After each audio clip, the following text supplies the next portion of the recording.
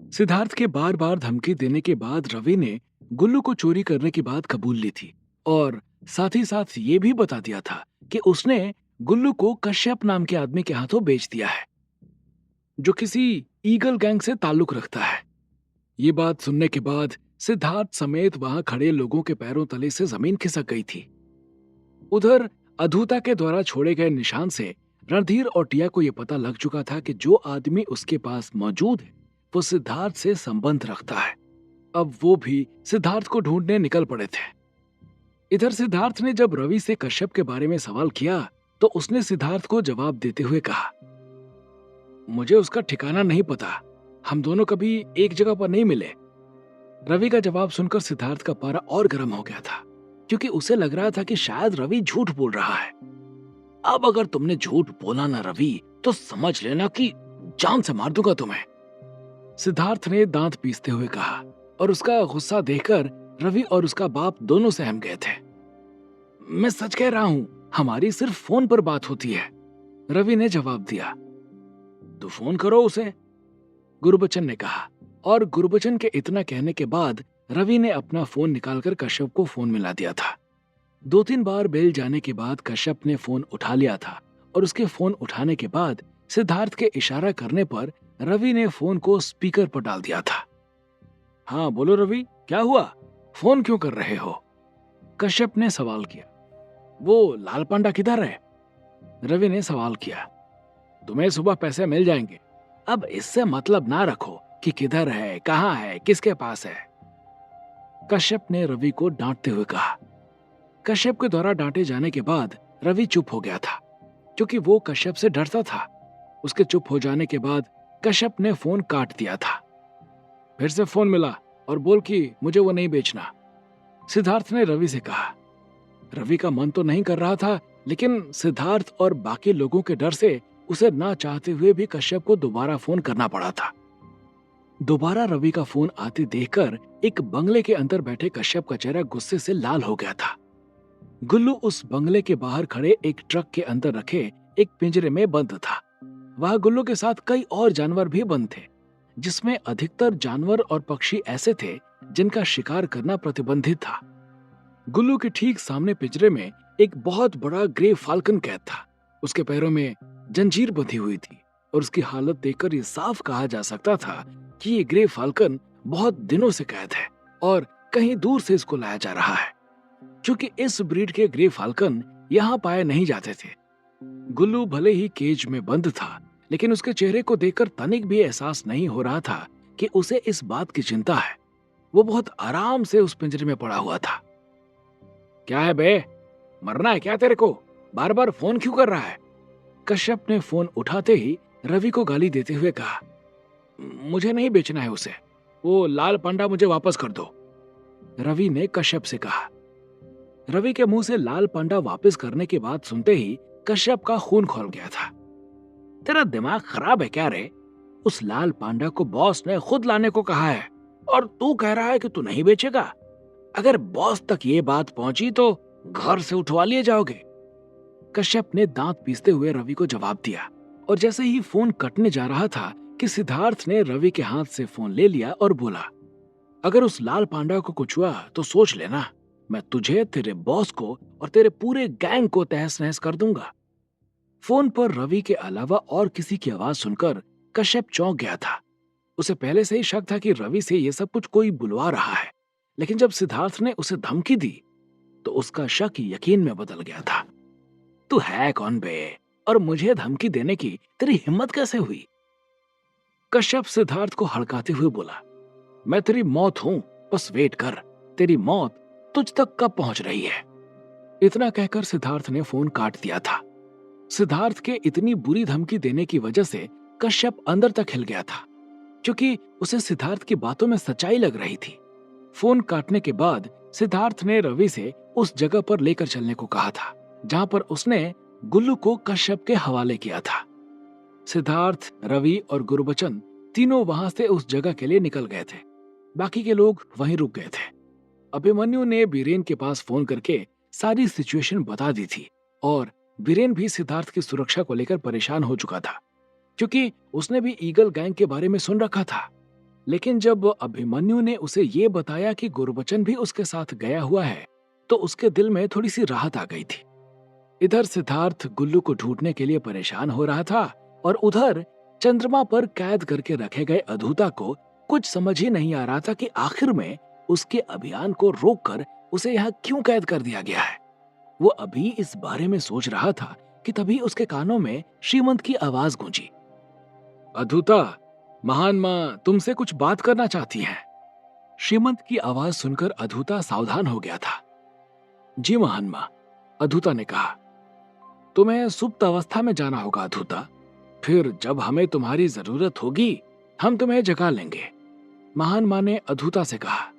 सुप्त अवस्था में जाने का मतलब साफ था कि महान माँ फिर से उसे बेहोश करने जा रही है।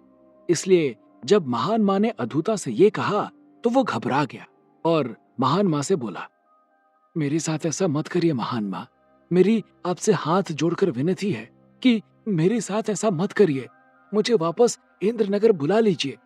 जब आप बोलेंगी तभी मैं राज्य रक्षक को ढूंढने जाऊंगा। ये कहते हुए अधूता की आंखों से आंसू बाहर निकल आए थे, लेकिन महान माँ ने उसकी बात का कोई जवाब नहीं दिया। धीरे धीरे अधूता के ऊपर बेहोशी छाने लगी थी। महान माँ अपनी शक्तियों का प्रयोग करके उसे बेहोश करना शुरू कर दिया था।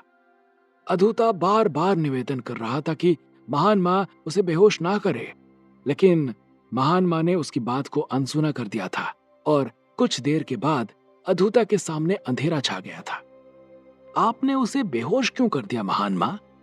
इंद्रनगर राजमहल के उसी अंधेरे कोने में बैठे श्रीमंत ने अपने सामने बैठी महान माँ से सवाल किया। हमेशा की तरह अंधेरे में होने की वजह से महान माँ का चेहरा अभी भी दिखाई नहीं दे रहा था। ये हमारे अभियान के लिए जरूरी था श्रीमंत। अब जब तक पारद को गायब हुए 3 महीने नहीं पूरे हो जाते तब तक अधूता बेहोश ही रहेगा। उसने पारद को ढूंढ ही लिया है, उसके बाद हम उसे भेजकर पारद को तुरंत नष्ट करा देंगे, महान मान ने जवाब दिया। लेकिन अगर उससे पहले युवराज रुद्रदेव, देवयानी या शक्तिमौली पारद के पास पहुंच गए तो क्या होगा महान मां? हमें अधूता को उसके लिए तैयार रखना चाहिए था, श्रीमंत ने शंका जताते हुए कहा। वहां से मोर्चा फिर से मुझे संभालना पड़ेगा श्रीमंत। अधूता तभी तक राज्य रक्षा का सामना कर सकता है जब तक पारद की शक्तियां पूरी तरह से जागृत नहीं हो जाती। उसके बाद सिर्फ ब्रह्मास्त्र ही राज्य रक्षा को रोक सकता है, महान मां ने श्रीमंत को जवाब दिया और उनका जवाब सुनकर श्रीमंत की आंखें चमक गई थी। उनकी बात सुनकर यह बात साफ हो चुकी थी कि राज्य रक्षक आदित्य के ऊपर ब्रह्मास्त्र चलाने वाला और कोई नहीं बल्कि महान मां और श्रीमंत ही थे। लेकिन उन्होंने आदित्य के ऊपर ब्रह्मास्त्र क्यों चलाया था और उनकी युवराज रुद्रदेव से क्या दुश्मनी थी जिसके लिए उन्होंने इंद्रनगर राज्य को भी खतरे में डाल दिया था, इसका खुलासा होना बाकी था। लेकिन महान मां, मुझे एक बात समझ में नहीं आई, श्रीमंत ने महान मां से कहा। कैसी बात? महान मां ने सवाल किया। आपको कैसे पता चला कि कुलगुरु विचित्रवीर का शरीर कटकर गिरने लगा है और अगर पारद को 3 महीने से पहले नष्ट कर दिया गया तो युवराज रुद्रदेव की जान लेने के बाद भी हमें नया ऊर्जा स्रोत नहीं मिलेगा, श्रीमंत ने सवाल किया।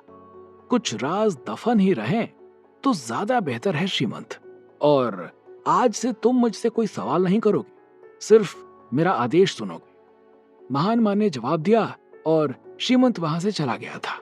महान मां की बात सुनकर यह साफ हो चुका था कि कुलगुरु विचित्रवीर के गिरते स्वास्थ्य के चलते ही महान मां ने अधूता का अभियान रोका है। अभी पारद को गायब हुए सिर्फ 1.5 महीने हुए थे, इसलिए महान मां को पारद को नष्ट करने के लिए 1.5 महीनों का इंतजार करना था। इसलिए उन्होंने अधूता को बेहोशी की अवस्था में डाल दिया था, जिससे अधूता को न तो समय बीतने का पता चले और न ही वो खुद से कोई फैसला ले पाए। रवि सिद्धार्थ और गुरबचन को लेकर उस जगह पर पहुंच चुका था जहां पर उसने गुल्लू को कश्यप के हवाले किया था। वो जगह पूरी तरह से वीरान थी। वहां पर इंसान तो क्या, कोई परिंदा भी नजर नहीं आ रहा था। वहां पर पूरी तरह से रेत ही रेत दिखाई पड़ रही थी। हल्की हल्की सी हवा चलने की वजह से रेत उड़ भी रही थी।